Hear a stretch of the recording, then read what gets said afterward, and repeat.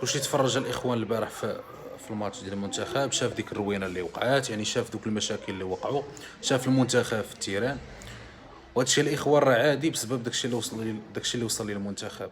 الميساج اللي خاصك تفهم من هادشي كامل هو ان ملي كتعطي القيمه لراسك وكتخدم على راسك مزيان، يعني كتخلي الناس انهم يبقاو حاضينك وكدير العين.